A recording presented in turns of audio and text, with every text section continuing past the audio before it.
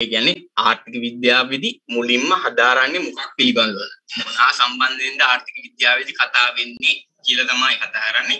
එතකොට මේකේ මූලිකම දේ තමයි ස්කෑසිටි කියලා කියන්නේ සම්පත් වල හිඟ බව. එතකොට මේ හිඟකම නිසා තමයි ආර්ථික විද්‍යාවේ මූලික ප්‍රාථමික ප්‍රශ්න ඇති වෙන්නේ කියලා කියනවා. එතකොට මේකෙදි the limited nature of society's resources scarcity කියන එක define කරලා තිනවා. So මේ අපිට අවශ්‍යතාවය ගන්න තියෙන resources ප්‍රමාණවත් නොවීම limited nature එකක් තියෙනවා කියලා කියන්නේ සීමා සහිත බවක් තියෙනවා කියලා මේ resources වල. එතකොට economics වලදී study කරනවා කියලා කියනවා මේ scarcity එක manage කරන්නේ කොහොමද කියලා. ඒක තමයි ඊළඟ point එකෙන් කියලා තියෙන්නේ the study of how society manage the scarce resources. ආර්ථිකයේ සතුරු පවතින හිඟ සම්පත් කොහොමද ඒගොල්ලන් පරිභෝජනය කරන්නේ ඒගොල්ලන්ගේ අවශ්‍යතාවය ඉටු කරගන්න කියලා එක තමයි ඉකොනොමික්ස් වලදී ස්ටඩි කරනවා කියලා කියන්නේ. ඒකට එක්සැම්පල්ස් වගේක් දීලා තියෙනවා.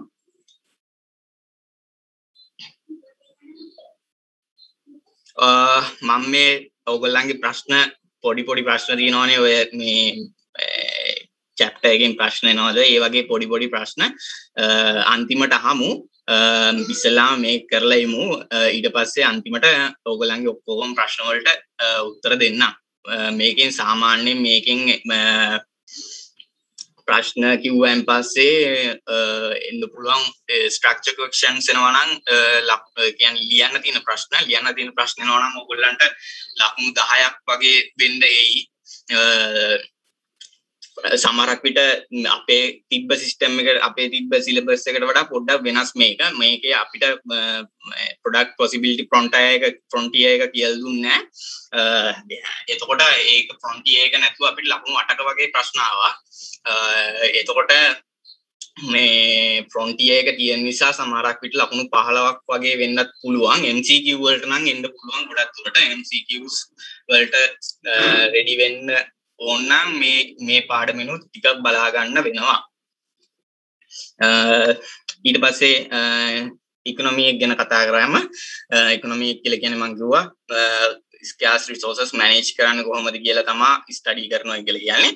ඊළඟට how people decide what to buy examples ටිකක් මේ දීලා තියෙන්නේ. මේකෙදි පුද්ගලයෙකු එයාගේ තීරණ ගන්නේ කොහොමද ඒ scarce resources තියෙන අතරතුර එයාගේ අවශ්‍යතාවය ඉටු කරගන්නේ කොහොමද කියලා තමයි මේ කතා කරන්නේ. එතකොට මේ අවශ්‍යතාවය ඉටු කරගන්නකොට පුද්ගලයන්ට ට්‍රේඩ් ඔෆ් එකක් තියෙනවා. ට්‍රේඩ් ඔෆ් එක කියලා කියන්නේ හුවමාරුවක් කරන්න වෙනවා. හුවමාරුවක් කියන්නේ විකල්ප තියෙනවනේ. විකල්ප අතර තෝරා ගැනීම choice එකක් ඔයගලන්ට කරන්න සිද්ධ වෙනවා කියලා කියනවා. එතකොට මේකේ how people decide what to buy මොකද්ද මිලදී ගන්නෙ how much to work save and spend කොච්චරක් දුරට පුද්ගලයෙකු වැඩ කරනවද ඒ පුද්ගලයා කොච්චරක් මුදල් ඉතුරු කරනවාද ඒ වගේම කොච්චරක් ඒගොල්ලන්ගේ කන්සම්ප්ෂන් එකට වගේ දේවල් කියන්නේ පරිභෝජනයට වගේ දේවල් වලට ඒගොල්ලන් වියදම් කරනවාද කියන එක ඩිසයිඩ් කරන එක උදාහරණයක් විදිහට ගන්න පුළුවන් කියලා කියනවා මේ scarce resources manage කරන එකට. ඊළඟට කියලා තියෙනවා how firms decide how much produce how many workers to hire. ඒ කියන්නේ ෆර්ම් එකක් කියලා කියන්නේ මොකක්ද කියලා කිව්වොත් එහෙම ආයතනයක් තමයි ෆර්ම් එකක් කියලා කියන්නේ. එතකොට ආයතනයකින් කරන්නේ භාණ්ඩ හා සේවා නිෂ්පාදනය කිරීම සහ ඒ භාණ්ඩ හා සේවා නිෂ්පාදනය කිරීමට අවශ්‍ය පුද්ගලයන්ව හය කරනවා කියලා කියන්නේ කුලියට ගන්නවා වගේ කතාවක් තියෙන්නේ. කියන්නේ සේවයට බඳවා ගන්නවා. එතකොට එහෙම සේවයට බඳවා ගන්නකොට ෆර්ම් එකකට ඩිසයිඩ් කරන්න පුළුවන් කියලා කියනවා කොච්චරක් ඒගොල්ලෝ ප්‍රොඩියුස් කරනවද goods and services. ඒ කියන්නේ ඒගොල්ලන්ගේ කොච්චරක් production capacity එකක් තියෙනවද තියා ගන්නවද ඒ වගේම කොච්චරක් අපි සේවකයෝ hire කරනවද කියලා ඩිසයිඩ් කරන්න පුළුවන් කියලා කියනවා ෆර්ම් එකකට. එතකොට how much society decide how to divide resources between national defense, consumer goods, protecting the environment and the needs. ඒ කියන්නේ මේකෙදි කියන්නේ මේ අවස්ථාවේ කියන්නේ සොසයිටි එක සම්බන්ධයෙන් කරතයන් පස්සේ සොසයිටි එක කියලා කියවන් පස්සේ සමාජය ඒකෙදි කතා කරනවා කියලා කියනවා මේ ඉකොනොමික්ස් එක සම්බන්ධයෙන් කතා කරනකොට රිසෝසස් කොහොමද අපි බෙදන්නේ එක අවශ්‍යතාවයන් කන්සියුමර් ගුඩ්ස් වලට පරිභෝජන භාණ්ඩ වලට කොච්චරක් අපි වෙන් කරනවද ඊට පස්සේ නැෂනල් ඩිෆෙන්ස් කියලා කියන්නේ ජාතික ආරක්ෂාවට කොච්චරක් වෙන් කරනවද ඊට පස්සේ එන්වයරන්මන්ට් එක කියන්නේ පරිසරය ආරක්ෂා කිරීමට කොච්චරක් වෙන් කරනවාද කියන ඒවා ගැන කතා කරනවා කියලා කියන සොසයිටි එකක් විදිහට ගත්තාන් පස්සේ ඊට පස්සේ 10 principles ගැන ඊළඟ කතා කරගෙන යන්න තියෙන්නේ. එතකොට මේ 10 principles කියලා කියන්නේ අපි ඒ economy එකේ තියෙන resources කොහොමද අපි utilize කරන්නේ භාවිතයට ගන්න භාවිතයට අරගෙන අපි කොහොමද ඒව අවශ්‍යතාව ඉටු කරගන්නේ කියන එක තමයි මේ principles 10න් කතා කරන්න යන්නේ.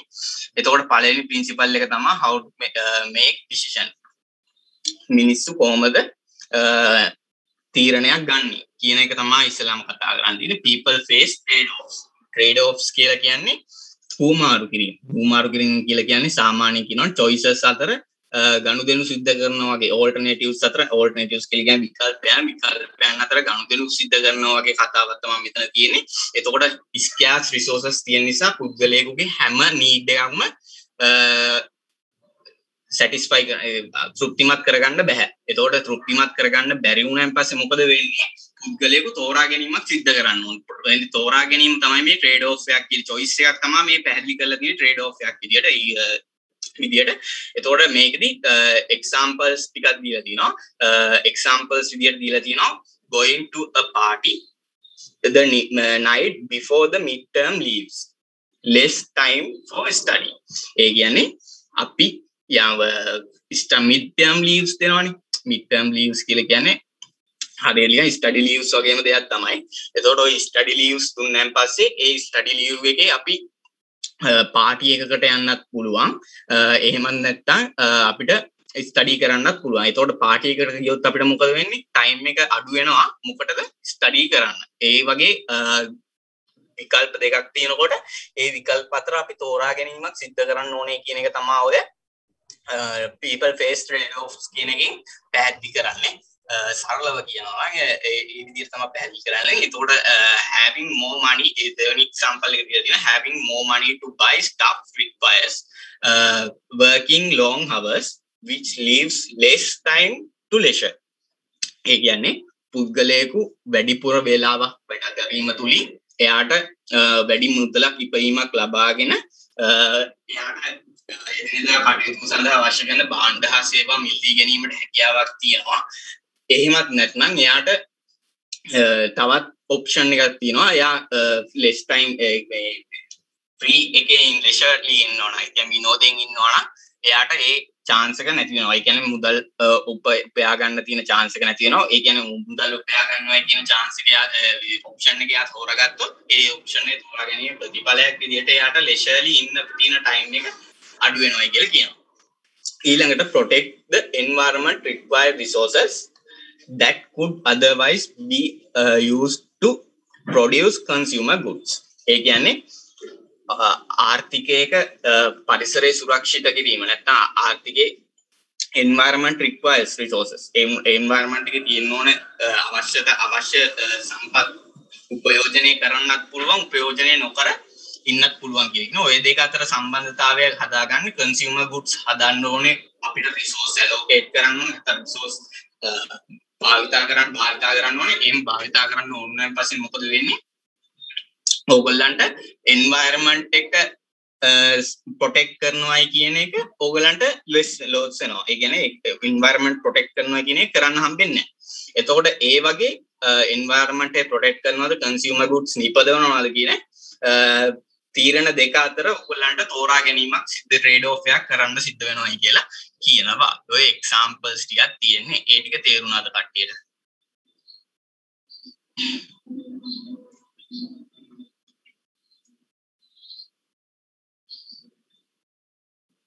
හරි. ඊළඟට මේ trade off එකක් ගැන කතා කරනකොට මේකෙදි ප්‍රධාන වශයෙන් trade offs දෙකයි තියෙන්නේ. විකල්පයන් දෙකක් තියෙනවායි කියලා කියනවා.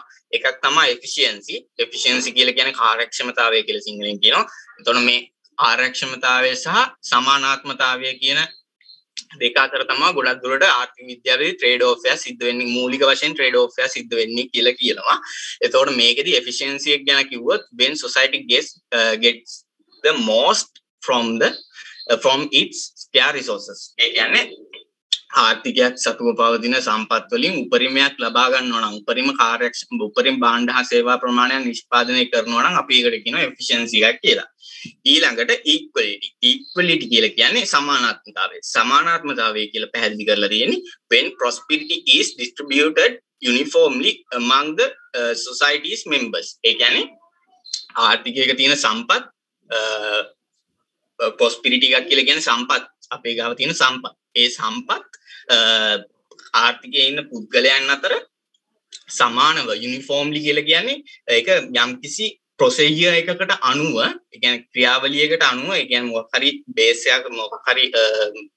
එකක් යූස් කරලා ඒ බේස් එක මත අපි සම්පත් බෙදා හරිනවා කියන එක තමයි ඉක්විලිටි කියන්නේ. ඉක්විලිටි කියුවෙන් පස්සේ හැමෝටම සමානව බෙදනවයි කියලා එක නෙමෙයි මෙතන කියන්නේ.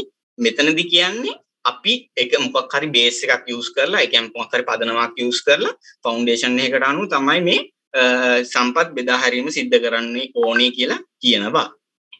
ඊළඟට කියලා කියනවා ට්‍රේඩ් ඔෆ් එකක් කියන්නේ කියලා. to achieve trade off එකක් කියලා කියන්නේ ගනුදෙනුවක් හුමාරුවක් සිද්ධ වෙනවා වගේ දෙයක්. එතකොට මේ equality and efficiency එක අතර හුමාරුව මොකක්ද කියලා තීරණය කරන්න ගියන් පස්සේ අපිට කියනවා to achieve the greater equality අපි වැඩි equality නැත්නම් සමානාත්මතාවයක් ලබා ගන්න ඕන වුණොත් could redistribute income from wealthy to poor. සම්පත් අපි නැවත බෙදා හැරීමක් සිද්ධ කරන්න ඕනේ කියලා කියනවා. ධනවත්ම පාර්ශවයේ සහ ධනවත්ම පුද්ගලයාගේ නම් දුප්පත්ම පුද්ගලයාට නෙවෙයි. ඒ කියන්නේ නැවත ආර්ථිකයේ තියෙන සම්පත් බෙදා හරින්න ඕනේ කියලා කියනවා. But reduce incentives but this reduce incentives to work and produce shrinks the size of economic pie. ඒක මගේ එහෙම සිද්ධ කරායින් පස්සේ මොකද වෙන්නේ? ඒකෙදි සිද්ධ වෙනවා කියලා කියනවා ඉන්සෙන්ටිව්ස් දෙන. ඉන්සෙන්ටිව්ස් කියන්නේ දිරිගැන්වීම. දිරිගැන්වීම කියලා කියන්නේ සමුද්දිය ඒ වගේ දේවල් කියලා හිතන්නකෝ. ඒ වගේ දේවල් දෙන්න සිද්ධ වෙනවා කියලා කියනවා. ඒකෙදි සිද්ධ වෙන්නේ මොකද්ද? අපේ ආර්ථික වක්‍රය. ආර්ථික වක්‍රය කියලා කියන්නේ ඉකොනොමික් පයි එක. ඉකොනොමික් පයි එක ශ්‍රින්ක් වෙනවා. හැකිලීමකට ලක් වෙනවා කියලා කියනවා. මේ ඉන්සෙන්ටිව්ස් ලබා දීම තුලින්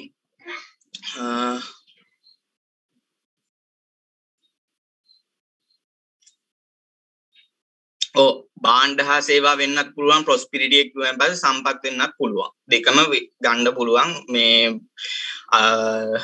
ප්‍රොස්පිරිටි එක කියලා කිව්වෙන් පස්සේ. හරි. ඒක පැහැදිලිද? efficiency and equality කියන්නේ මොකද්ද කියලා ඒක අතර ට්‍රේඩ් ඔෆ් එකක් කරන්නේ කොහොමද කියලා පැහැදිලිද? හරි. ඊළඟ principle 2 එක principle 2 කියලා කියන්නේ දෙවෙනි මූල ධර්මය. ඒකෙදි කියනවා the cost of something is what you give up to get it. අපි ආර්ථික විද්‍යාවේදී යම් කිසි දෙයක පිරිවැය විදියට දකින්නේ මුදලින් දරන පිරිවැය නෙමෙයි. මුදලින් දරන පිරිවැය නෙමෙයි අපි ඒක මේකට කියනවා opportunity cost එක කියලා. මේක අපි හඳුනාගන්නේ අපි යම් කිසි දෙයක් ලබා ගැනීම සඳහා ඒ වෙනුවෙන් කැප කරන අනෙක් හොඳම වටිනාකම අනුව තමයි මේ ආර්ථික විද්‍යාවේ cost එක measure කරන්නේ. එතකොට මේකෙදි කියලා තියෙනවා making decisions requiring comparing the cost and benefits and alternative choices. Alternative choices කියලා කියන්නේ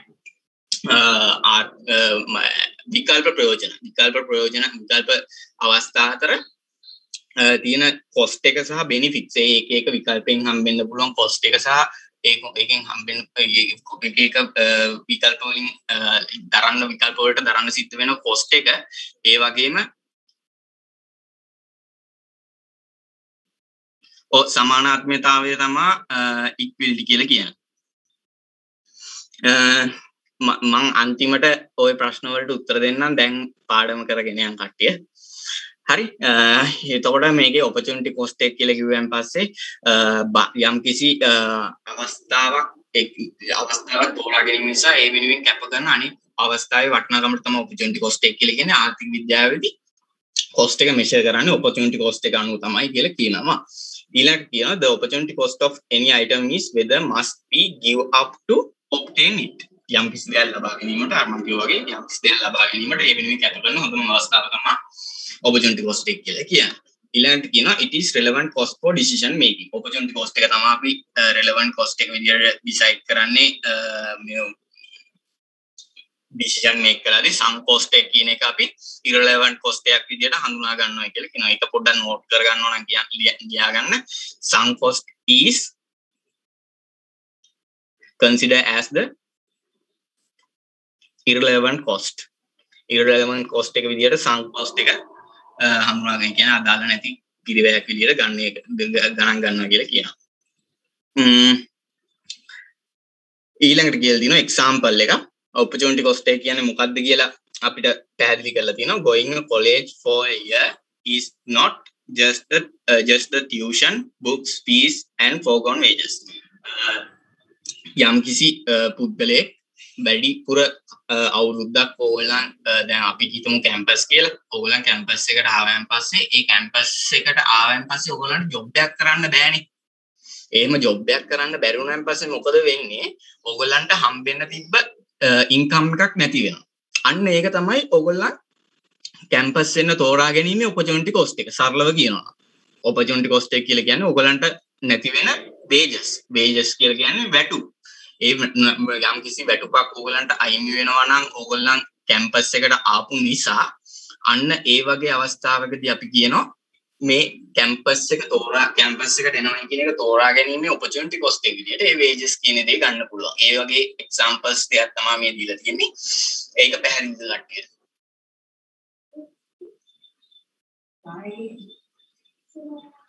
trade off එකේ opportunity cost එකේ trade off එකක් කියලා කියන්නේ හුවමාරුවක් සිද්ධ කරනවා. ඒ කියන්නේ opportunity cost එක කියලා කියන්නේ මොකක් හරි දෙයක් ගන්නකොට මොකක් හරි තීරණයක් නැත්නම් තෝරා ගැනීමක් සිද්ධ කරනකොට ඒ වෙනුවෙන් කැප කරන අවස්ථාවේ වටිනාකම තමයි opportunity cost එක කියලා කියන්නේ. හරිද? trade off එකක් කියලා කියන්නේ අපි තෝරා ගන්නවා. ඒ කියන්නේ ඒ දෙක අතර යම් කිසි දෙයක් ඒ කියන්නේ මේ අපි තුමු options දෙකක් තියෙනවා. එක option එකක් A අනිත් option එක B. ඔයා A තෝරගත්තොත් ඔයාට B තෝරගන්න බැරි වෙනවනේ. ඒ තෝරගන්න බැරි වුණාන් පස්සේ ඒ තෝරගැනීමේ opportunity cost එක තමයි B කියන්නේ. B එකේ value එක.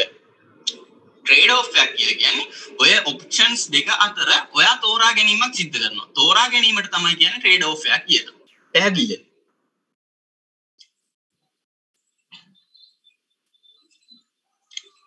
අයියේ ඒක ආපහු චුට්ටක් කියන්න පුළුවන්ද? දැන් opportunity cost එකක් කියලා කියන්නේ අපි මොකක් හරි තීරණයක් දැන් අපි A සහ B කියලා තීරණ දෙකක් තියෙනවා කියලා කියමුකෝ. A සහ B කියන තීරණ දෙක අතර ඔයා තෝරා ගැනීමක් සිද්ධ කරනවා නම් අන්න ඒ තෝරා ගැනීමට තමයි trade off එකක් කියලා කියන්නේ. opportunity cost එකක් කියලා කියන්නේ මේ trade off එක කරායින් පස්සේ ඔයාට එක option එකක් ඔයාට බැහැර කරන්න සිද්ධ වෙනවා. ඒ කියන්නේ ඔයා එක option එකක් අතාරින්න සිද්ධ වෙනවා. ඒ එක option එකක් අතාරින්න නිසා මොකද කියන්නේ? ඒ option එක තෝරා ගැනීම නිසා A කියන option එක තෝරා ගැනීම නිසා B කියන option එක අතාරියයි කියලා කියමුකෝ. එතකොට B කියන option එක තමයි A කියන option එක තෝරා ගැනීමේ opportunity cost එක. පැහැදිලිද? හරි අයියේ පැහැදිලි. choice එකක් වගේ තමයි. තෝරා ඒ කියන්නේ හුවමාරුවක් කියලා කියන්නේ තෝරා ගැනීමක් තමයි choice එකක් තමයි.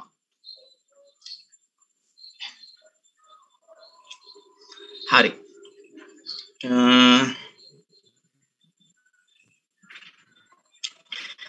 rational people think at the margin. principle 3. තුන්වෙනි principle එක තමයි ආර්ථිකයක rational people කියලා කියන්නේ තාර්කික මිනිස්සු කියන එක. තාර්කිකයි කියලා කියන්නේ cost and benefits කියන cost එකයි benefit එකයි ගැන සංසන්දනය කරලා decision make කරනවට තමයි කියන්නේ rational people කියලා. ඒක අපි rational people ලා කියන්නේ මොකද්ද කියලා කිව්වොත් systematically and purposefully ඒක තියනවාද මේ slides වල දීලා නැහැ. rational කියලා කියන්නේ systematically and purposefully ඒ කියන්නේ යම් කිසි පද්ධතියකට ඒ කියන්නේ අපි සිස්ටම් එකට අනුව හරි වෙනත් අරමුණක් සහිතව හරි පුද්ගලයෙකු විසින් ඔවුන්ට කරන්න පුළුවන් වැඩේ හොඳම විදියට කරනවා නම් අන්න ඒ වගේ පුද්ගලයන්ට කියනවා කියලා කියනවා rational people කියලා. මේගොල්ලන් මේ තියෙන මේ rational people කියන එක define කරලා තියෙනවා systematically and purposefully do the best they can to achieve their objective. objective කියලා කියන්නේ ඒගොල්ලන්ගේ පරමාර්ථය මොකක් හරි ඉලක්කයක් සපුරා ගන්න ඒගොල්ලන්ගේ උපරිමයෙන් කටයුතු කරනවා නම් ඒකට කියනවා අපි rational people ලා කියලා.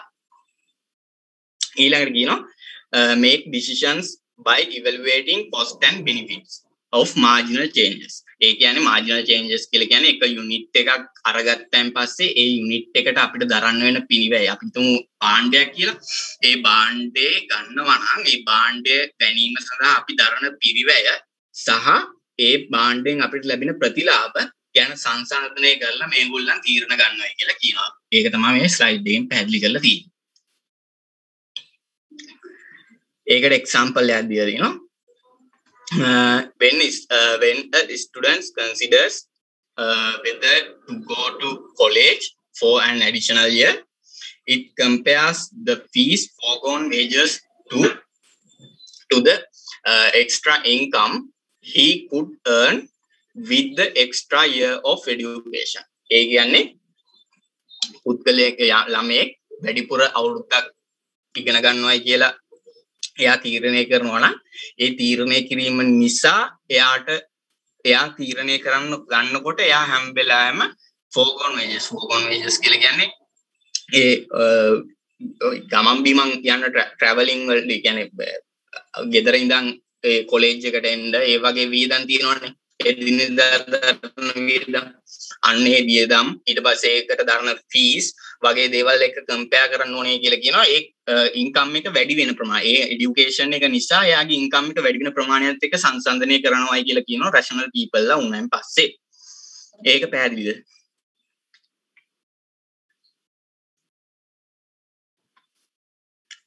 rational people ලා කියන්නේ systematically purposefully they do their best හොඳම දේ කරනවායි කියලා හිතන කට්ටිය තමයි rational people ලා කියන්නේ කියලා මතක තියාගන්න ඕන.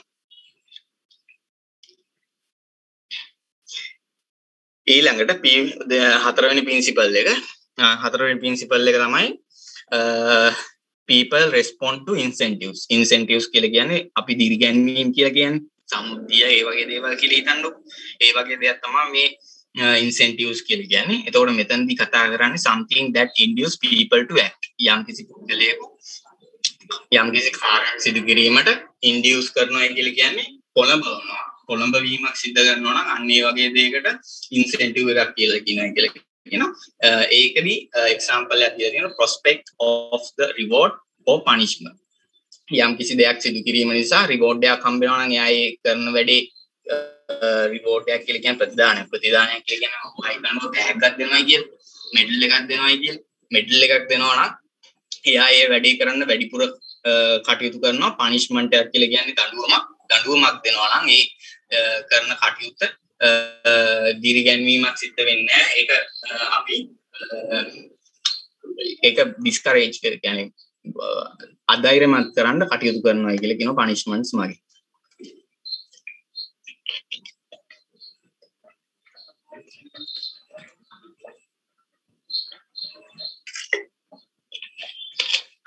rational people ලා ගත්තන් පස්සේ rational people ලා මේ incentives වලට respond කරනවා කියලා කියනවා. ඒකේ example එකක් දීලා දෙනවා when gas prices rises consumer buy more hybrid cars and fewer gasoline SUVs. ඒ කියන්නේ gas කියලා කියන්නේ මේ petrol කියලා හිතන්නකෝ. ඔය petrol වගේ දේවල් වල මිල වැඩි වෙනකොට consumers ලා hybrid cars කියන්නේ මොනවද කියලා කියන්න ඕනේ නැහැ. ඒ කියන්නේ විදුලිය සහ ඉන්ධන මගින් දෙකෙන්ම දුවන කාර් වලට මාරු වෙනවා කියලා කියනවා. මේ gasoline SUVs වලින් නෑ කියන්නේ ඉන්ධන පරිභෝජනය කරන වාහන වලින් එහා පැත්තට කටයුතු කරන ඉන්ධන පරිභෝජනය කරන වාහන භාවිතා කරන්නේ නැතුව hybrid cars වලට යනවා කියලා කියනවා. මේ gas prices වැඩි වුණාම rational people ලා නම් ඊළඟ කියලා දෙනවා cigarette taxes increases, teen smoking falls. ඒ කියන්නේ cigarette taxes වැඩි වෙනකොට cigarette prices වැඩි වෙනවා. cigarette prices වැඩි වීමේ ප්‍රතිඵලයක් විදියට teenagers ලා කියලා කියන්නේ අපි කියන්නේ 19 12 අතර පුද්ගලයන්ගේ දුම්පානය අඩු වෙනවායි කියලා කියනවා.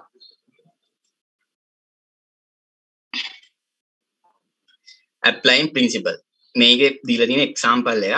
මේ example එකෙන් කියලා තියෙන්නේ අපි අපිට ඉගෙන ගත්ත principles principle එක විදියට ඉගෙන ගත්ත respond to incentives කියන ඒ principle එක apply කරන්නේ කොහොමද කියලා කතා කරනවා කියලා කියනවා. මේකෙදි කියන්නේ you are selling your Mustang. You have already spent 1,000 on repair. 1,000 on repair. මේ කියන්නේ ඩොලර් 1000ක් Mustang එක මේක repair එකකට මොකක් හරි repair එකකට ඕගලන් දැන්ටම ඩොලර් 1000ක් වියදම් කරලා තියෙනවා කියලා කියනවා. එතකොට මේ ඩොලර් 1000ක් කියන එක දැන්ටමත් වියදම් කරලා තියෙන cost එකක් නිසා අපි ඒක decision make කරද්දී irrelevant cost එකක් විදියට ගන්නවා. මොකද්ද sunk cost එක කියලා හඳුනා ගන්නවා ඒක. මොකද අපි already spend කරලා තියෙන නිසා. ඊළඟට at the last minute the transmissions die. Transmissions කියලා කියන්නේ gearbox එකේ මොකක් හරි issue එකක් ඇවිල්ලා තියෙනවා. You can pay $600 to have it repaired. එතකොට මේ ආයක තියෙනකොට ඒකේ ඇතිවෙච්ච ප්‍රශ්නයක් නිසා gearbox එකේ ප්‍රශ්නයක් නිසා මේකේ ප්‍රතිඵලයක් විදිහට ඩොලර් 600ක් අපිට අනාගතේ වියදම් කරන්න සිද්ධ වෙනවා කියලා කියනවා ඒ repair එක සිද්ධ කරා. එතකොට ඒක relevant cost එකක්. relevant cost එකක් කියලා කියන්නේ අදාළ decision make කරද්දී අදාළ වෙන පිරිවැයක් විදියට ගන්නවා.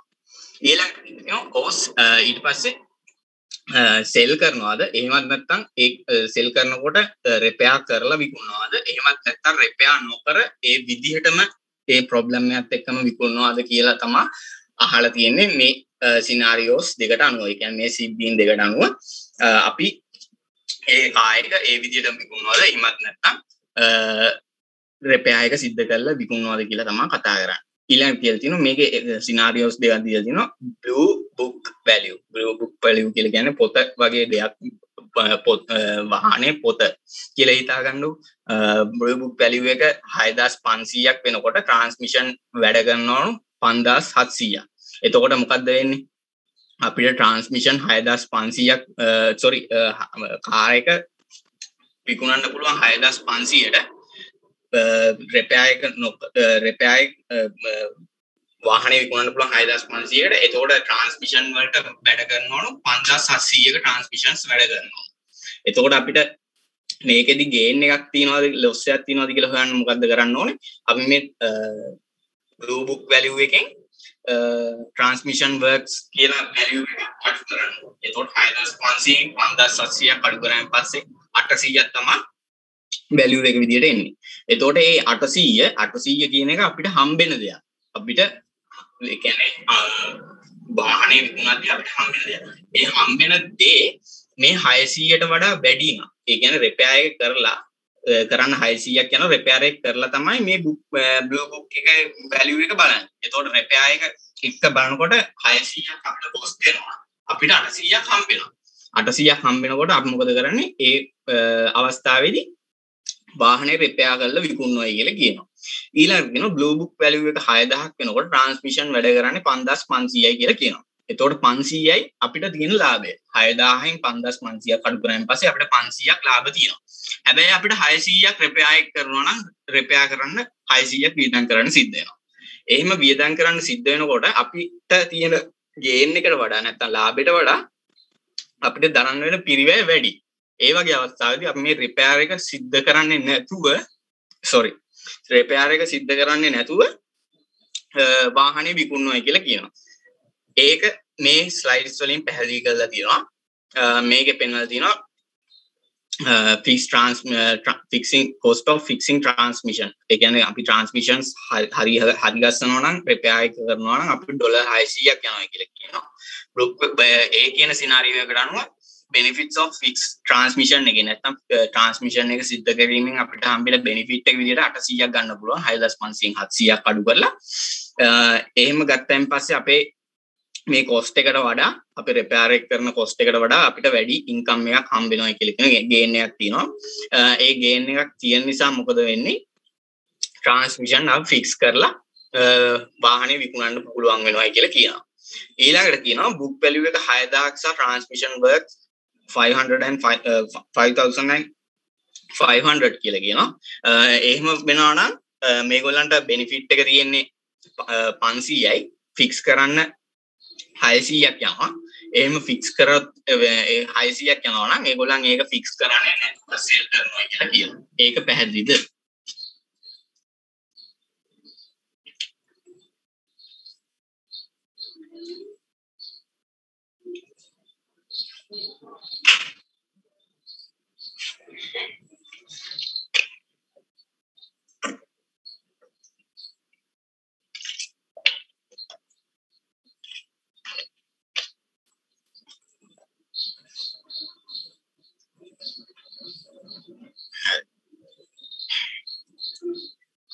ඊළඟ observations විදියට දීලා තිනවා the $1000 you previously spent on repair is irrelevant අර $1000 දැන්ටම අපි ඉඳන් already spend කරලා තිනවා ඒකවල $1000 ඒක irrelevant කියලා කියනවා අර මම කියනවා sum cost එකක් විදියට ගන්න ඒ කියලා තිනවා what matters is the cost and benefits of marginal repair is relevant cost එක විදියට ගන්න opportunity cost එක කියලා කියන්නේ මේකෙදී අපි වාහනේ හදන්න වියදම් කරන ප්‍රමාණය සහ අනාගතේ වියදම් කරන්න වෙන ප්‍රමාණය සහ ඊට පස්සේ ඒ වාහනයෙන් අපිට හම්බෙන benefit එක ගැන තමයි කතා කරන්නේ කියලා කියනවා.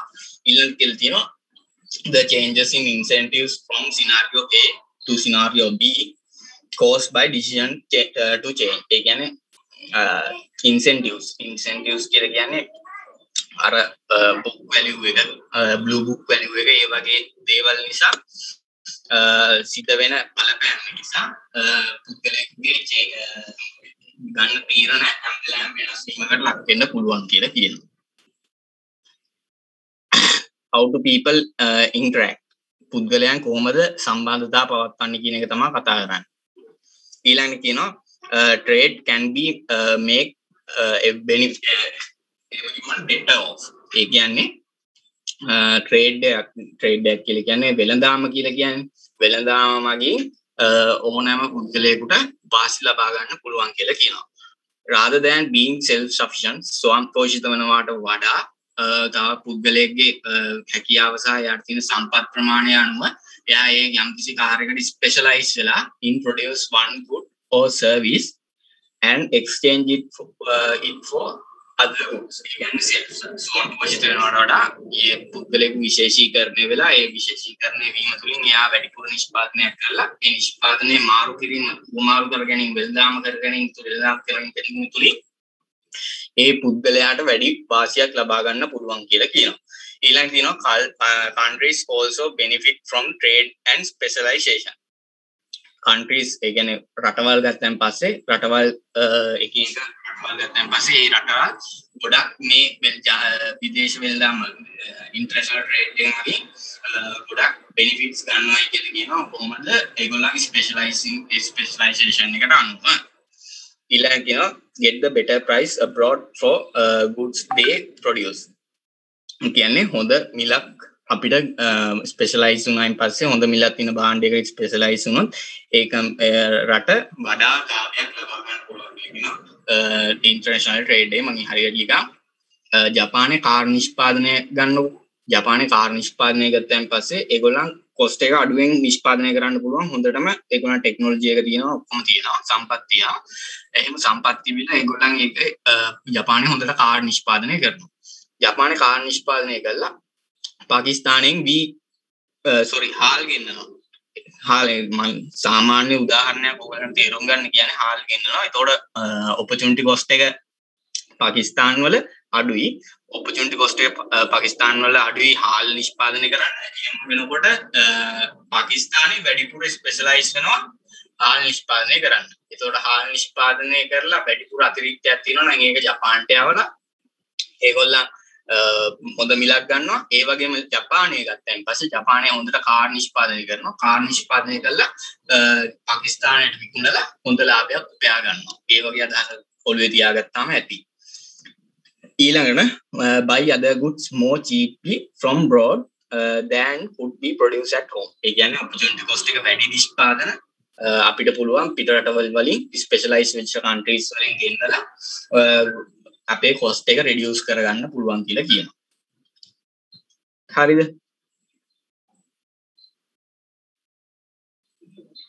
ඊළඟට කියනවා principle 6 එක ඒකේ කියනවා markets are usually a good way to organize economic activities. Economic activities සිද්ධ කරන්න වෙළඳපොළ කියලා කියනවා. වෙළඳපොළක් කියන්නේ මොකක්ද කියලා ගත්තාන් පස්සේ a group of buyers and sellers. විකුණුම්කරුවන් සහ ගැනුම්කරුවන්ගේ එකතුවක් තමයි මාකට් එකක් කියන්නේ කියලා පැහැදිලි කරලා තියෙනවා. ඒකට ලොකේෂන් එකක් වෙන්න ඕනේ නැහැ. ෆිසිකල් ලොකේෂන් එකක් වෙන්න ඕනේ නැහැ. ඒක අන්තර්ජාලය හරහා වුණා සිද්ධ කරන්න පුළුවන් කියලා කියනවා. ඊළඟට කියනවා organize economic activities means determining what good models they can have. economic activities කියලා කියන්නේ ආර්ථික විද්‍යාවේදී භාණ්ඩ හා සේවා නිෂ්පාදනය කිරීම නිෂ්පාදනය කරන්න කොහොමද අපි සම්පත් උපයෝජනය කරන්නේ ඊට පස්සේ කොච්චරක් අපි නිෂ්පාදනය කරනවද ඊට පස්සේ කාටද අපි ඒව දෙන්නේ ඔන්න ඔය හතර තමයි ඉකොනොමික්ස් වලදී කතා කරන්නේ මූලික ආර්ථික ප්‍රශ්න කියලා. කුමක් කොපමණ නිෂ්පාදනය කරනවද කෙසේ නිෂ්පාදනය කරනවද කවුරුන් සඳහා නිෂ්පාදනය කරනවද කියන ආර්ථික ප්‍රශ්න තුන ගැන කතා කරනවා කියලා කියනවා ඉකොනොමික් ඇක්ටිවිටීස් වල. ඒක තමයි මේ පැහැදිලි කරලා තියෙන්නේ. what good to produce මොන විදිහේ භාණ්ඩයක් නිෂ්පාදනය කරනවා how to produce කියලා කියන්නේ ඒ නිෂ්පාදනය කිරීම සඳහා මොන වගේ ටෙක්නොලොජි එකක් යූස් කරනවද ඊට පස්සේ මොන වගේ දේවල් යූස් කරනවද කියන්නේ සම්පත් රිසෝසස් මොන වගේ යූස් කරනවද කියන එක තමයි.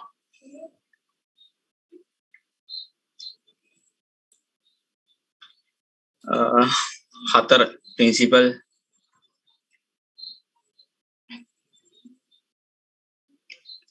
fourth principle එකද explain කරන්න තියෙන්නේ අය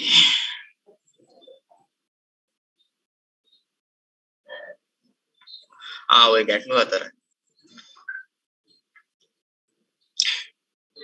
මේකෙදි කියන්නේ කුමක් කොපමණ නිෂ්පාදනය කරනවද what good to produce ඒ කියන්නේ ආයතනයක් නිෂ්පාදනය කරනකොට මොන වගේ භාණ්ඩ හා සේවාද නිෂ්පාදනය කරන්නේ කියලා තීරණය කරන්නේ ආයතනයේ විසින් කියලා කියනවා. ඒකත් ඉකොනොමික් ඇක්ටිවිටි එකක් විදිහට ගන්න පුළුවන් කියනවා. ඊට පස්සේ how to produce them කියලා කියන්නේ කොහොමද අපි නිෂ්පාදනය කරන්නේ? භාණ්ඩ හා සේවා නිෂ්පාදනය කිරීමට බාධා කරන්නේ මොන වගේ තාක්ෂණයක්ද? ශිල්ප ක්‍රමයක්ද කියලා කියන එක තමයි how to produce කියලා කියන්නේ. ඒ කියන්නේ අපි භාණ්ඩයක් නිෂ්පාදනය කරනකොට ඒ භාණ්ඩයට වැඩිපුර ලේබර් යොදා ගන්නවද එහෙමත් නැත්නම් කැපිටල් එක යොදා ගන්නවද කියන එක තමයි how to produce කියන එකෙන් මූලික වශයෙන් කතා කරන්නේ කියනවා.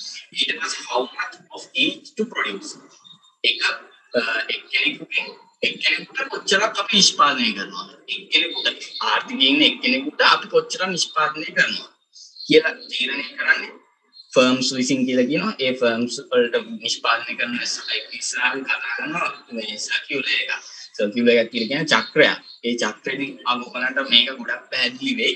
මේකෙදි කියන්නේ ආර්ථිකයේ units දෙකක් ඉන්නවයි කියලා උපකල්පනය කරලා simplify කරලා එහෙම උපකල්පනය කරපු ඒ assumptions දෙක අනුව ඒ ආයතන දෙක අතර ඒ කියන්නේ ආයතන සහ කුටුම්බ households and firms අතර සම්පත් වෙනස් වෙන ඒ කියන්නේ සම්පත් ගලාගෙන යන චක්‍රේ ඕගලන්ට ඉස්සරහදී කතා කරනවා. එතකොට මේ ඒකෙදි ඕගලන්ට ගොඩක්ම පැහැදිලි වෙයි එක්කෙනෙකුට කොච්චරක් අපි ප්‍රොඩියුස් කරනවද කියලා. who gets them ඒ කියන්නේ ප්‍රොඩියුස් කරන නිෂ්පාදන කවුරුද අරගන්නේ ආර්ථිකයේ කවුරු වගේ පුද්ගලයා මොන පුද්ගලයන් අතර බෙදියන් කියන එක තමයි who gets them කියන එකෙන් තීරණය කරන්නේ. ඊළඟට market are usually a good way to organize economic activities.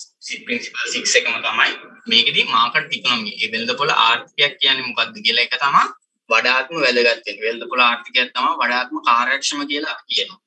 ගොඩක්ම efficient market එක තමයි market economy එක කියලා කියන්නේ. මාකට් එක නෙමෙයි economy එක තමයි market economy එක කියලා කියන්නේ. ඒකෙදි සිද්ධ කරන්නේ decentralized decisions of many households and firms as they interact in markets. ඒ කියන්නේ මේ ආර්ථිකයේ ඉන්න firms සහ households ඒ කියන්නේ කුටුම්බ සහ ව්‍යාපාර ආයතන විසින් විමධ්‍යගතකරණය වෙච්ච තීරණ අරගෙන resources බෙදා හරිනවා නම් resources allocate කරනවා නම් අන්න ඒ වගේ ආර්ථිකයකට කියනවා කියලා කියනවා අපි market economy එකක් කියලා. ඊළඟට famous insight by Adam Smith.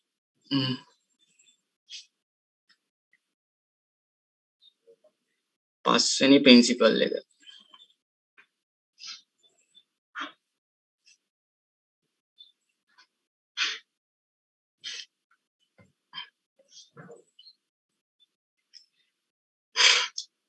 පස්වෙනි principle එකේදී කියන්නේ මේකෙදි අපි ගොඩක් වාසි ලබා ගන්න පුළුවන් කියලා කියනවා වෙළඳාම තුලින්. ඒ කියන්නේ වෙළඳාම සිද්ධ කරන් පස්සේ ඒ කියන්නේ පුද්ගලයෙක් එයාට අවශ්‍ය භාණ්ඩ හා සේවා එයා ඔක්කොම නිෂ්පාදනය කර ගන්නවට වඩා එයා ඒ එක භාණ්ඩයක් සඳහා ස්පෙෂලායිස් වෙනවා කියන්නේ. එයා ස්පෙෂලායිස් වුණාන් පස්සේ මොකද වෙන්නේ? එයාට අතිරික්ත නිෂ්පාදනයක් හම්බ වෙනවා. ඒ අතිරික්ත නිෂ්පාදනයක් හම්බෙච්ච නිසා මොකද වෙන්නේ? එයාට වැඩිපුර ප්‍රොඩියුස් කරන්න එයා වැඩිපුර ප්‍රොඩියුස් කරාම එයාට ඒව ටික විකුණන්න පුළුවන්. එහෙන් විකුණුවෙන් පස්සේ එයාට ගොඩක් වාසිදායක තත්ත්වයක් ඇති වෙන්න පුළුවන් කියන එක තමයි මේ trade can make everyone better off කියලා කියන්නේ. ඒකෙදි කියනවා rather than being self sufficient කියලා කියන්නේ ස්වයං පෝෂිත වෙනවා. ස්වයං පෝෂිත වෙනවා කියලා කියන්නේ මොකද්ද? තමන්ට අවශ්‍ය භාණ්ඩ තමන්ම නිෂ්පාදනය කර ගන්නවට වඩා එයා ඒකට යම්කිසි භාණ්ඩයක් එක භාණ්ඩයක් විතරක් නිෂ්පාදනය කරන්න ස්පෙෂලායිස් වුණා. ඒ ස්පෙෂලායිස් වීම නිසා එයාට වැඩිපුර ලාභයක් ලබා ගන්න පුළුවන්. කොහොමද ට්‍රේඩ් කිරීම මගින් ට්‍රේඩ් කියන්නේ ගණු වෙළඳාම් මගින්. වෙළඳාම් මගින් එයාට ගොඩක් ලාභයක් ලබා ගන්න පුළුවන් කියන එක තමයි ඔය පැහැදිලි කරලා තියෙන්නේ. ඒක තේරුණා.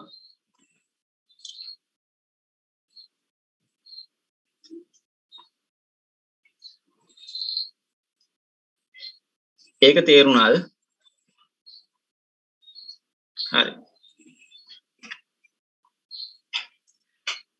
ඊළඟට ඇඩම් ස්මිත් කියලා කෙනෙක් ඉන්නවා. ඇඩම් ස්මිත් කියලා කියන්නේ ආර්ථික විද්‍යාවේ පියා, father of the economics.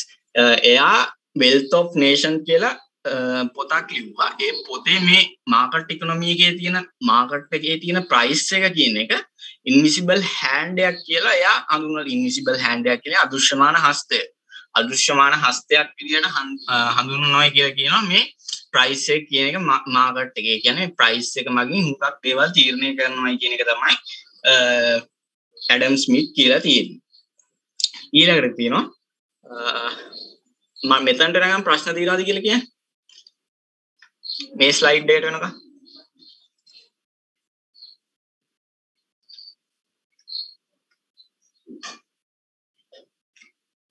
හරි.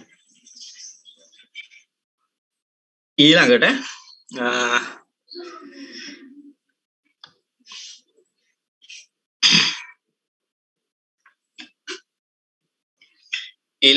invisible hand works through the price system. මිල පද්ධතියක් මගින් තමයි මේ invisible hand එක තීරණය වෙන්නේ. ඒ කියන්නේ භාණ්ඩයක හෝ සේවාවක ඉල්ලුමට හා සැපයුමට අනුව තීරණය වෙන මිල මගින් ආර්ථිකයේ තීරණ ගැනීමේ ක්‍රියාවලිය පහසු කරනවා කියන එක තමයි මේ invisible hand එක කියන concept එකකින් පැහැදිලි කරන්නේ. එතකොට මේකෙදි කියනවා interaction of buyer and seller determine prices. ආර්ථිකයේ demand එක හදන්නේ buyers ලා sellers ලා තමයි supply එක හදන්නේ.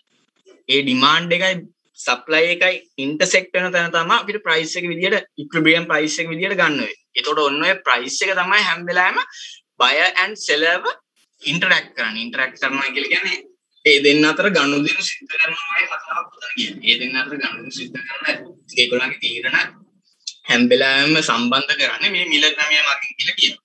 ඊළඟ කියනවා each price reflect goods value to buyer and the cost producing the goods. ඒ කියන්නේ අපි මේ price එකට දැම්පස්සේ price එක මගින් දෙපැත්තක් පෙන්වනවා. දෙපැත්තක් පෙන්වනවා කියලා කියන්නේ buyer side එකයි seller side එක. එතකොට මේ buyer side එක ගත්තන් පස්සේ මේ භාණ්ඩයෙන් හම්බෙන ප්‍රතිලාභ benefits ඒ කියන්නේ එයාට වටිනාකම් පෙන්වන්න කරනවා කියලා කියනවා බයර්ලාගේ සයිඩ් එකේ. ඊට පස්සේ මේ සෙලර්ස් ලගේ සයිඩ් එකෙන් මේ භාණ්ඩේ නිෂ්පාදනය කරන්න ගිය පිරිවැය පෙන්වනවා කියලා කියනවා. ඊළඟට price guides self interest households and firms to make decisions that in many cases maximize society's economic well-being. මේක නිල ක්‍රමයේ යටතේ prices හැම වෙලාවෙම මග පෙන්වනවා ව්‍යාපාර ආයතන වලට සහ දුම්බයන්ට ඒගොල්ලන්ගේ ස්වාර්ථය කියලා කියන්නේ ඒගොල්ලන්ගේ අපේක්ෂාවන් උපරිම වෙන ආකාරයෙන් කටයුතු කිරීම. ස්වල්පය well-being එක නැත්නම් සුඛසාධනය ඉහළ නැගීමේ පරිදි කටයුතු කිරීමට මඟ පෙන්වනවා කියලා කියනවා මේ prices මගින්. ඒක තමයි invisible hand එක කියලා පැහැදිලි කරලා තියෙන්නේ. ඊළඟට governments can some seven principle එක ඒකෙදි තියෙනවා governments can sometimes improve market outcomes. government එක intervene වුණාන් පස්සේ කියන්නේ මැදිහත් වුණාන් පස්සේ government එකට පුළුවන් කියලා කියනවනම් ආර්ථිකයේ ඒ කියන්නේ තියෙන වෙළඳපොළ යාන්ත්‍රණය එක improvements කරන්න. ඒ කියන්නේ ඒගොල්ලන්ගේ outcomes ඒ කියන්නේ ආර්ථිකය ගත්තන් පස්සේ ආර්ථිකයේ outcomes විදිහට ගන්න පුළුවන් පරිභෝජනය, නිෂ්පාදනය, ඊට පස්සේ පරිභෝජන නිෂ්පාදනය බෙදා හැරීම. ඔය තුන තමයි ආර්ථික ක්‍රියාකාරකම් කියන්නේ outcomes විදිහට ගන්න පුළුවන්. එතකොට ඔය outcomes වල වැඩි කිරීමක් සිද්ධ කරන්න පුළුවන් කියලා කියනවා government එක intervention උනායින් පස්සේ. එතකොට එතනදි සිද්ධ වෙන්නේ government එකට පුළුවන් tax cut කරන්න කරනවා කියලා කියන්නේ බදු අපහරින්න පුළුවන්. ඊට පස්සේ government expenditure වැඩි කරන්න පුළුවන්. සහනාධාර දෙන්න පුළුවන්. subsidies සහනාධාර වලට subsidies කියලා තියෙනවා. ඊට පස්සේ policies ඒගොල්ලන් implement කරන්න පුළුවන්. ඊට පස්සේ court වගේ එක ආයතන ඒගොල්ලන්ට ඇති කරන්න පුළුවන්. ඒ වගේ දේවල් මගින් government එක පුළුවන් කියලා කියනවා මේ market එකේ outcome එක ඉහළ නංවන්න. ඊළඟට people are less inclined to work, produce, invest or purchase if largest risk and property stolen. ඒ කියන්නේ ආර්ථිකයේ මේකට කියනවා වත්කම් වල හිමිකාරීත්වය පුද්ගලයන් සතුව තියෙන හිමිකාරීත්වය ආරක්ෂා කරනවා. මේකෙදි සිද්ධ වෙන්නේ පුද්ගලයෙකු අවදානමකින් තොරව නිෂ්පාදන කටයුත්තකට වැඩ කිරන්න ඊට පස්සේ ආයෝජනය කරන්න වගේ දේවල් වලට යම්කිසි දෙයක් මිලදී ගන්න ඒ වගේ දේවල් වලට යන්න පුළුවන් කියලා කියනවා මේ ගවර්න්මන්ට් එකේ ඉන්ටර්වෙන්ෂන් එක මත. ඒ කියන්නේ සරලව කියනවා නම් මේ ස්ලයිඩ් එකේ පැහැදිලි කරන්න පුළුවන් සරලම විදිය තමයි ගවර්න්මන්ට් එක විසින් ආර්ථිකයේ තියෙන කුටුම්බ ව්‍යාපාර ආයතන වගේ දේවල් වලට මේ property right කියලා කියන්නේ මේ ඔය මට ඒක පැහැදිලි කරන්න කියන්නේ යම් කිසි පුද්ගලයෙකුට වත්කමක් අයිති වෙලා තියෙනවා නම් ඒ වත්කමේ අයිතිය එයාට තහවුරු කරන එක තමයි right කියලා කියන්නේ. එතකොට ওই property right එක මගින් පුද්ගලයෙකුගේ වත්කම තවත් කෙනෙකුට සොරා ගැනීම නැති වෙනවා. එතකොට එයාට ඒ වත්කමට අයිතියක් තියෙන නිසා එයාට රිස්ක් එක අඩු වෙනවා කියලා කියනවා. එතකොට අන්න ඒ වගේ රිස්ක් එක අඩු කරන්න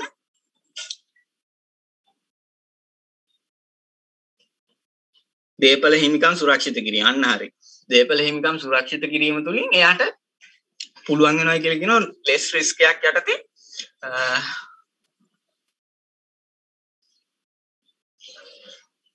පුද්ගලික දේපල අයිති සුරක්ෂිත කිරීමක් කියන්න පුළුවන්. එතකොට ඒ වගේ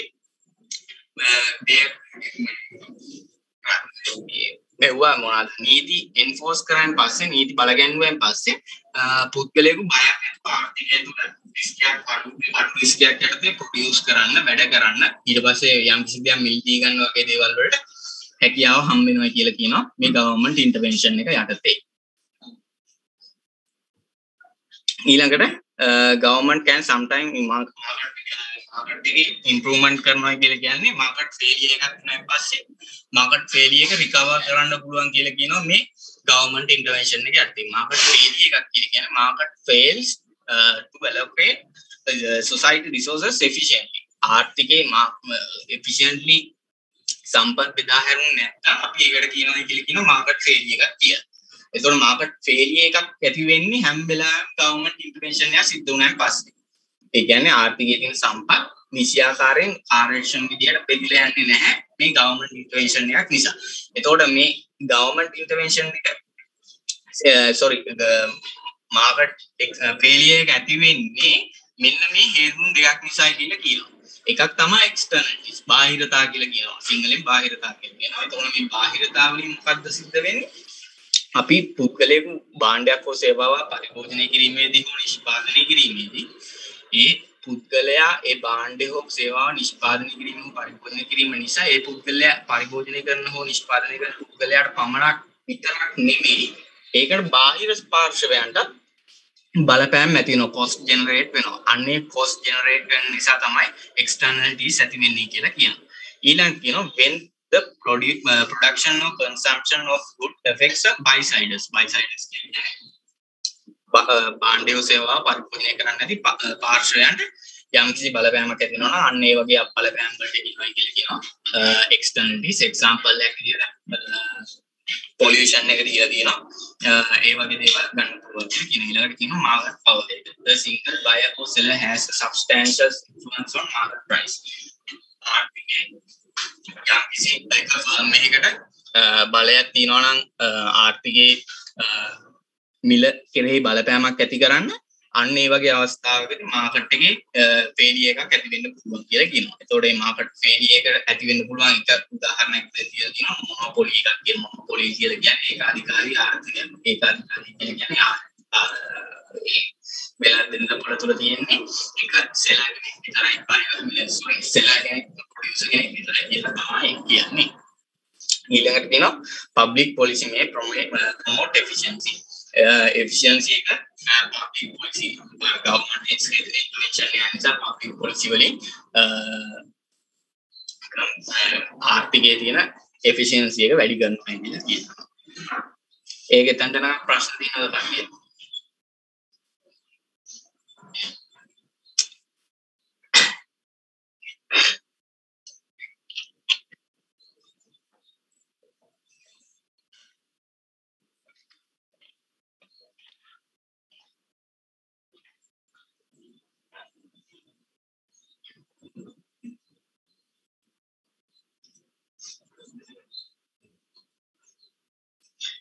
efficiency එක ප්‍රොමෝට් කරනවා කියලා කියන්නේ වැඩි දියුණු කරනවා කියන එක.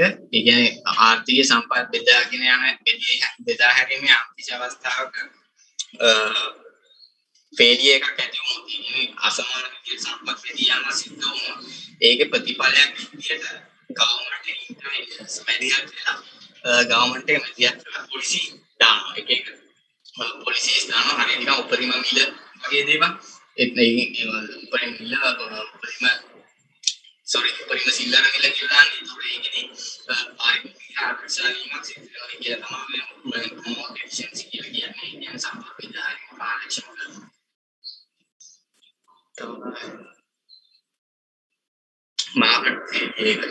market failure කියලා කියන්නේ සම්පත් කියනවා market failure කියන්නේ ආර්ථිකයේ සම්පත් නැවත බෙදා ගන්නකොට ඒ නැවත බෙදා හැරීමේදී අකාර්යක්ෂමතා ඇති වෙනවා. inefficient වෙනවා තමයි. අය මේ චුට්ටක් පැහැදිලිව ඇහෙන සද්ද චුට්ටක් අඩු වෙනවා වගේ. දැන් හරිද? දැන් හරි අර හිටපු ගමන් එක වෙලාවකට එහෙම වෙනවා. ඇහුන් නැත්තම් මට කියන්නකෝ කොතනද ඇහුන් නැත්තේ කියලා මම කියලා දෙන්නම්. හරි. එතකොට මාකට් ෆේලියර් එකක් කියලා කියන්නේ ආර්ථිකයේ ඉන්න ආර්ථිකය ඒගොල්ලන්ගේ සත්‍යන රිසෝසස් බෙදා හරින්න ඒගොල්ලන් ෆේල් වෙනවා නම් අන්න ඒ වගේ අවස්ථාවක් තමයි මාකට් ෆේලියර් එකක් කියන්නේ කියලා කියනවා. තව ප්‍රශ්න තියෙනවා.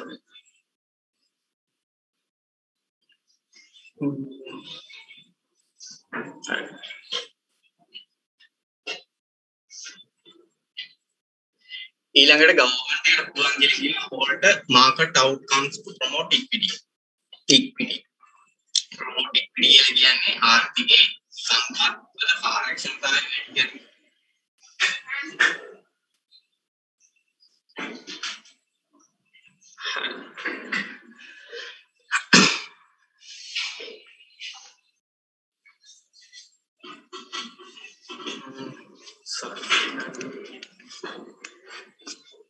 දැන් ඇහෙනවද? අඩුයි අයියා එහෙනම්.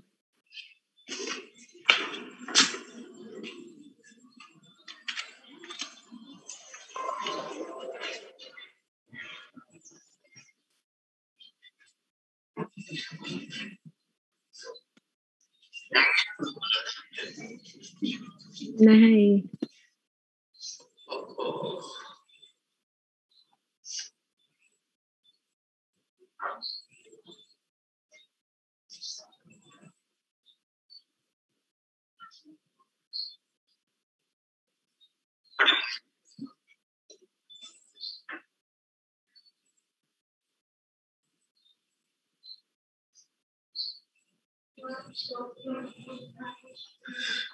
ඔයගොල්ලන් මේ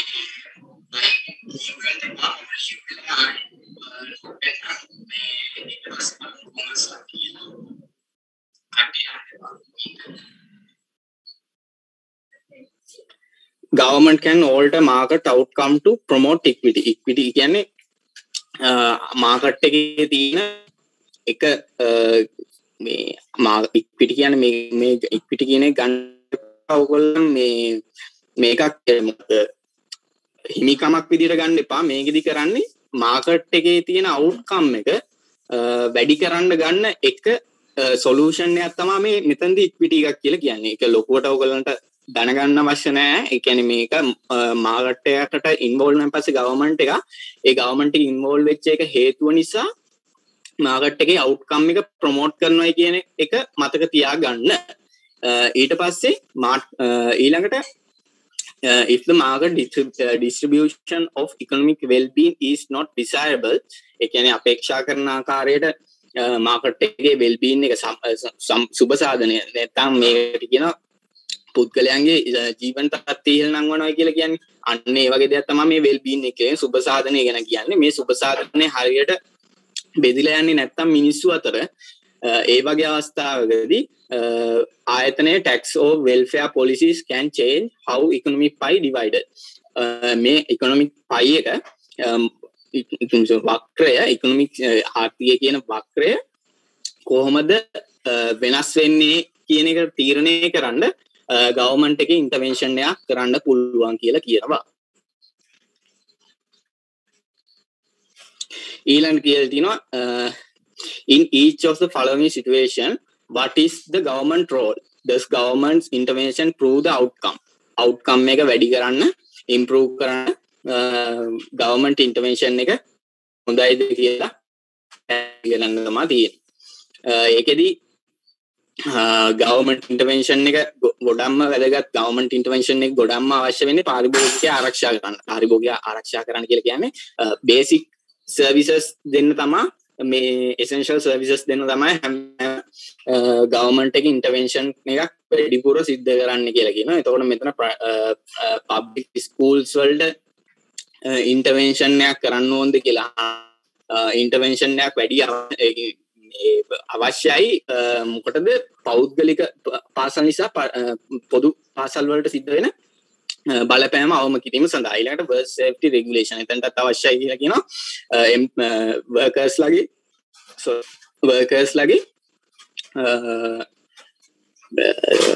ලගේ safety එක ensure කරන්න හැම වෙලාවෙම government intervention එකක් අවශ්‍යයි කියලා කියනවා. ඊට පස්සේ public highways කියලා කියන්නේ highways අධිවේගී මාර්ගයන්. promote equity කියන්නේ මොකක්ද? මේ equity කියන එක ඕගොල්ලන් මේ හිමිකම කියලා හිතන්න එපා. හිමිකම නෙමෙයි මෙතන කියන්නේ. මෙතන කියන්නේ market outcome එක වැඩි කරන්න ගන්න එක measurement එකක් තමයි මේ equity එකක් කියලා කියන්නේ. එතකොට මේ equity එකකින් සිද්ධ වෙන්නේ ගොඩක්ම ආර්ථිකයේ සම්පත් බෙදා හැරීම වඩා කාර්යක්ෂම කරනවා වගේ කතන්දරයක් තමයි equity එකෙන් කියන්නේ. එතකොට මේකදී ඕගොල්ලන් ගොඩක් වැඩි හිතන්න යන්න එපා. මේකෙදි සිද්ධ වෙන්නේ වෙල්බීන් එක කියන්නේ ආර්ථිකයේ සුබ සාධනය භාණ්ඩ හා සේවා පුද්ගලයන් අතර ඩිසයිබල් අපේක්ෂා කරන ආකාරයට බෙදලා ගිහිල්ලා නැත්නම් අන්නේ වගේ අවස්ථාවකදී ගවර්න්මන්ට් එක ඉන්ටර්වෙන්ෂන් වෙනවා. ඒ කියන්නේ ගවර්න්මන්ට් එක මැදිහත් වෙනවා. මොකටද ඒ සම්පත් නිසි ආකාරයෙන් බෙදී යාම එන්ෂුවර් කරන්න මේ ලෑස්ති කරන්න. ඒක තමයි මේ අන්න හරි සාධාරණත්වයේ වගේ දෙයක් තමයි මේ ඉක්විටි එක කියන්නේ. ඉක්විටි එක කියන්නේ සාධාරණත්වයේ වගේ දෙයක්. තේරුණාද?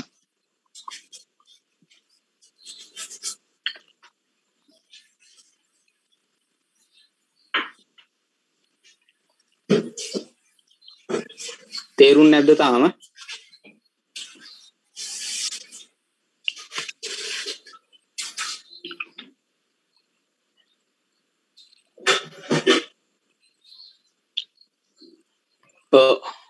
සාධාරණත්වය තමයි ප්‍රවර්ධනය කරන්න මේකෙදි. හරිද?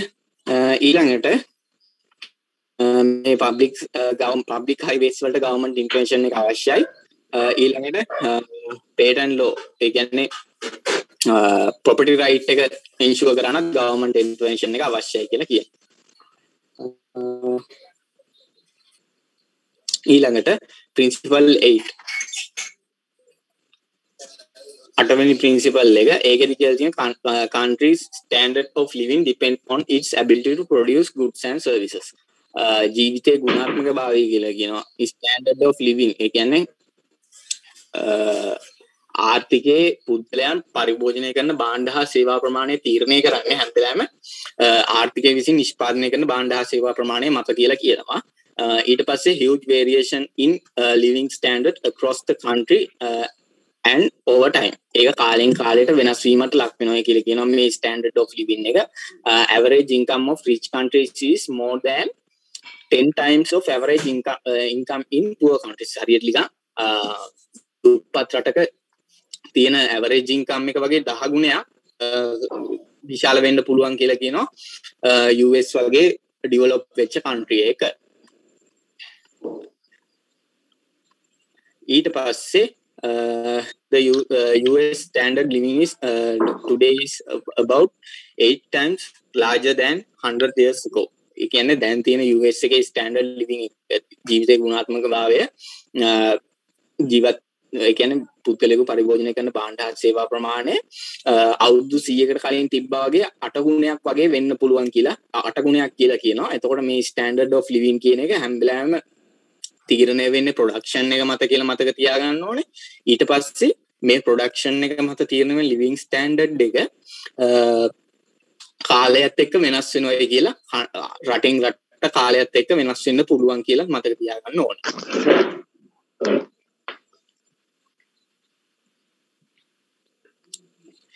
ඇක්ටිවිටි එක මේකේ මෙහෙමයි ගවර්න්මන්ට් ඉන්ටර්වෙන්ෂන් එක කරන්නේ කොහොමද කියලා මෙතන අහලා තියෙන්නේ. මේ මෙතනදී එතකොට ඕගලන් කියන්න ඕනේ පබ්ලික් ස්කූල්ස් වල කේටල් කියලා කියන්නේ පබ්ලික් ස්කූල්ස් වල දෙයක්. එතකොට පබ්ලික් ස්කූල් කියන්නේ පොදු මේ අධ්‍යාපනයනේ.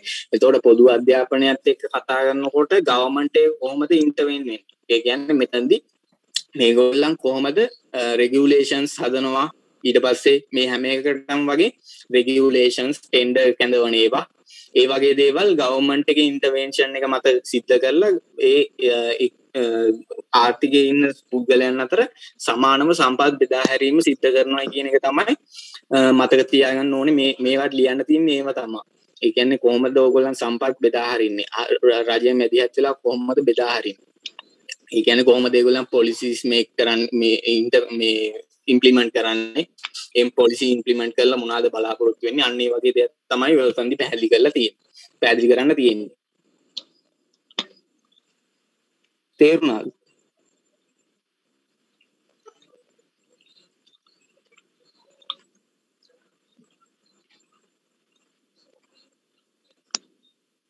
ඇහෙන්නේ නැද්ද? තාමත් ඇහෙන්නේ නැද්ද? ඇහෙනවයි. ඇහෙනවයි. හරි. ඇහෙනවයි. හරි හරි. ඊළඟට පිනවැත්තුවේ living standard එක ගැන කතා කරා. ඊට පස්සේ country standard of living depending on disability to protection. ඊළඟට කියනවා the most important determinant of standard living is productivity. Productivity කියලා කියන්නේ ඵලදායීතාවය. ඵලදායීතාවය තමයි කියලා කියනවා මූලික තීරකය වෙන්නේ පුද්ගලයෙකුගේ ජීවිතයේ ගුණාත්මක භාවය තීරණය කිරීම සඳහා අවශ්‍ය වෙන මූලිකම දේ තමයි productivity කියලා කියනවා. ඒ කියන්නේ the amount of goods and services produced per unit of labor. එක යුනිට් ඔෆ් ලේබර් එකකට එක පුද්ගලයෙකුගෙන් නිෂ්පාදනය කරන්න පුළුවන් භාණ්ඩ හා සේවා ප්‍රමාණයට කියනවා ප්‍රොඩක්ටිවිටි කියලා. ওই ප්‍රොඩක්ටිවිටි එක තමයි කියලා කියනවා ස්ටෑන්ඩඩ් ලිවිං එකේ ස්ටෑන්ඩඩ් ඔෆ් ලිවිං එකේ මේන් ඩිටර්මිනන්ට් එක විදියට ගන්න වෙන්නේ කියලා කියනවා. ඊළඟට කියනවා productivity depend on the equipment skills technology available to workers. ඒ කියන්නේ මේ productivity කියන එක හැම වෙලාවෙම වෙනස් වෙන්න පුළුවන් කියලා කියනවා පුද්ගලයන් සතුව තියෙන හැකියාවන්. ඊට පස්සේ ඒගොල්ලන් පාවිච්චි කරන equipments කියලා කියන්නේ උපාංග වගේ දේවල්. ඒ කියන්නේ tools වගේ දේවල්. ඒ වගේ දේවල් නිසා ඊට පස්සේ technology එක වගේ දේවල් නිසා productivity එක වෙනස් වෙන්න පුළුවන් කියලා කියනවා. ඊළඟට කියනවා other factors කියලා කියන්නේ productivity එකට බලපාන other factors have less impact on living standard. living standard වලට අනික් සාධක. ඒ කියන්නේ හරියට ගන්න labor unions දැන් ඔය ගුරුවරු කරපු උද්ඝෝෂණයේදී ඒක එතන තියෙන්නේ යූනියන් එකක්නේ. අන්නේ යූනියන් එකේ මොකද උනේ? ගුරුවරුන්ගේ ජීවිත ගුණාත්මක භාවය වැඩි වෙන්න ගත්ත මොකක්ද හේතුව? පඩි වැඩි වීම නිසා. අන්න ඒ වගේ labor unions ඊට පස්සේ competition from abroad කියලා කියන්නේ පිටරටින් භාණ්ඩ හා සේවා වලින් තියෙන තරංකාරීත්වය වගේ දේවල් නිසා ජීවිතයේ ගුණාත්මක භාවය වෙනස් වෙන්න පුළුවන් කියලා කියනවා. ඒක තේරුණාද කට්ටියට?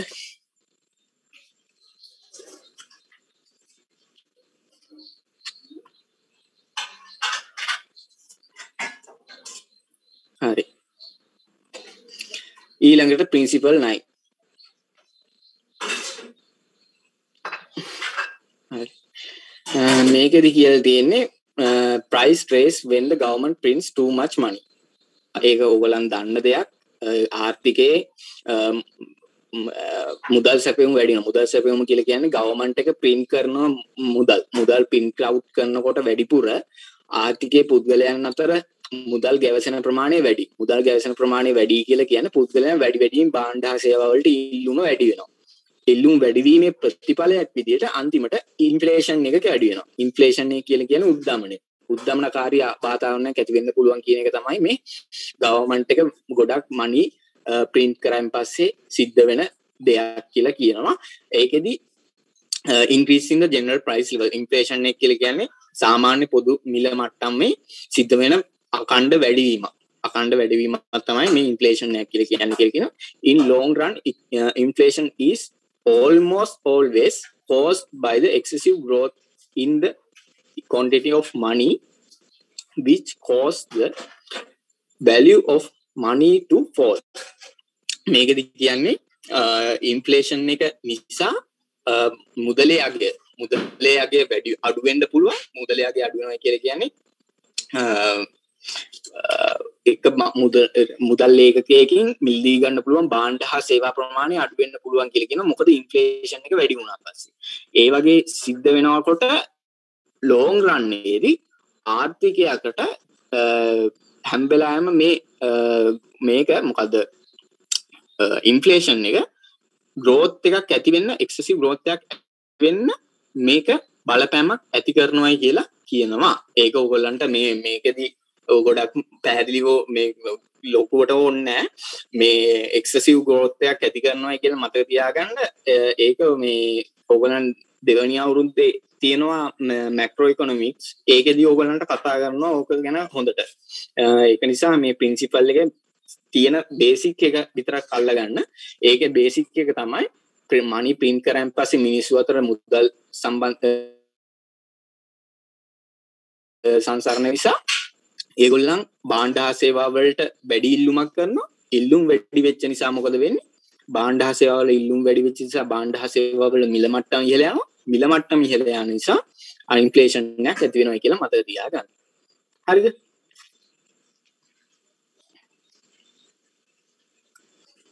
එතනට නිකම් ප්‍රශ්න තියෙනවද?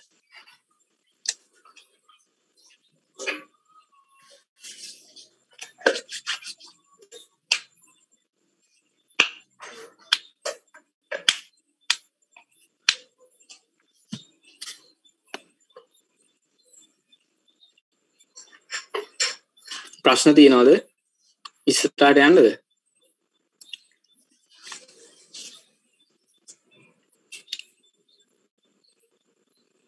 මාව ඇහෙනවද?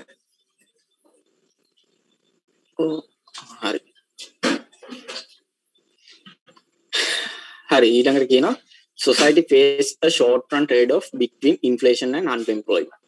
society එකක් වුණාන් පස්සේ short run එකේදී කෙටි කාලයේදී හැම්බෙලාම ඉන්ෆ්ලේෂන් එක සහ අන්එම්ප්ලොයිමන්ට් එක අතර ගනුදෙනු කිරීමක් සිද්ධ කරන්න ඕනේ කියලා කියනවා. ඒ කියන්නේ වැඩිපුර ඉන්ෆ්ලේෂන් එකක් සහ අන්එම්ප්ලොයිමන්ට් එකක් අතර සම්බන්ධතාවයක් තියෙනවා. ඒක කියන්නේ ඉන්ෆ්ලේෂන් එක වැඩි වෙන්න අන්එම්ප්ලොයිමන්ට් එක අඩු අවස්ථාවකදී විතරයි කියලා කියනවා. හරිද? sorry අන්එම්ප්ලොයිමන්ට් එක වැඩි අවස්ථාවකදී. අන්එම්ප්ලොයිමන්ට් එක වැඩි අවස්ථාවකදී sorry විනාඩියක් දෙන්න.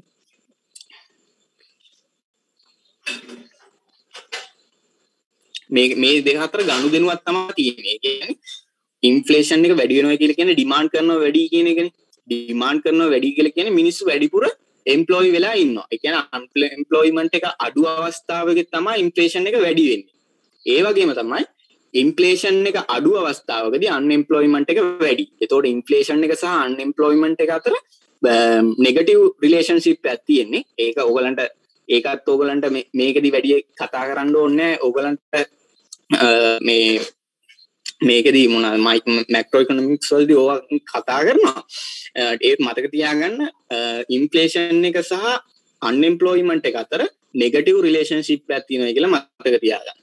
එතකොට මේකෙදී in the short run many economics policies push inflation and unemployment opposite direction. ඒ කියන්නේ ෂෝට් රන් එකේදී ඉකොනොමි එක පොලිසිස් හැම වෙලාවෙම ඉන්ෆ්ලේෂන් එකට වගේම අන්එම්ප්ලොයිමන්ට් එකට බලපෑම් ඇති කරනවා කියලා කියනවා. ඊළඟට කියනවා other factors can make this trade off more or less favorable. other factors ඒ කියන්නේ අර trade unions ඒ වගේ දේවල් බලපෑමක් ඇති කරන්න පුළුවන් කියලා කියනවා. favorable විදියට වගේම unfavorable විදියට කියලා unfavorable විදියට කරන්න පුළුවන්. මෙතනදී කියලා තියෙන්නේ favorable විදියට more or less favorable විදියට බලපෑමක් ඇති කරනවා කියලා. ඊළඟට කියලා තියෙනවා but the trade off always present. ඒත් එහෙම ගනුදෙනුව සිද්ධ කරනකොට හැම වෙලාවෙම trade off එක ගැන කතා කරනකොට present කරන්නේ යම් කිසි අවස්ථාවක් විතරයි කියලා කියනවා. ඊළඟට සමරි එක තියෙන්නේ මේ ටික නම් ලොකුවට බලන්න පැහැදිලි කරපු ටිකම තමයි මේ ඒ ටික බලාගෙන යන්න. ඊළඟ ස්ලයිඩ්ස් වලට යන් අපි. මේකට අමතරව අනිත් ස්ලයිඩ්ස් ටිකක් කරානේ.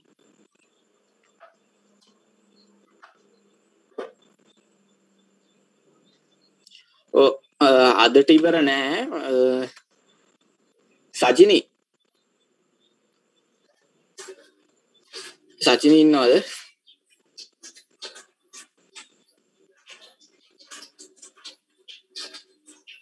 නෑ මේ ප්‍රින්සිපල් 10 කටපාඩම් කරගන්න ඕනේ නෑ. මේකේ තියෙන මොකද්ද මේ අයිඩියා එක ඔළුවට අරගෙන තියාගත්තාම ඇති. මේ ප්‍රින්සිපල්ස් මොනවාද කියලා අහන්නේ MCQ වලට අහයි. MCQ ඔයගලන්ට ආවොත් එකක් දෙකක් අහයි ප්‍රින්සිපල්ස් වලින්. වැඩිපුර ඔළුවේ තියාගන්න ඕන ට්‍රේඩ් ඔෆ් එක. ඊට පස්සේ කොහොමද මේක වලින් choice එකක් කරන්නේ? ඒ වගේ දේවල් තමයි ඔළුවේ තියාගන්න ඕනේ.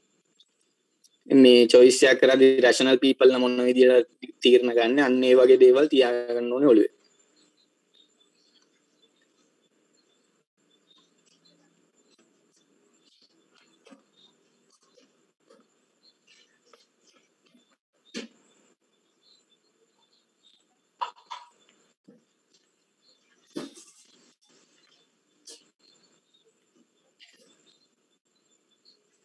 ඒ ටික විතරක් බලාගත්තාම ඇති.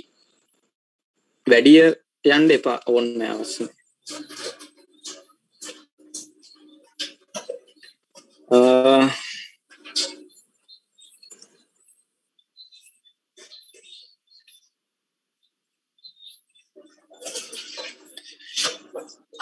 එහෙම කියන්න බෑ ඕගොල්ලන්ට මේ ප්‍රින්සිපල් 10 විතරයිනේ ඕගොල්ලන්ට ඉගෙනුවේ. එතකොට මේ ප්‍රින්සිපල් 10න් විතරයි ඕගොල්ලන්ගෙන් ප්‍රශ්න අහන්නේ. ඒ කියන්නේ උගන්නපු නැති ඒවායින් අහන්නේ නැහැ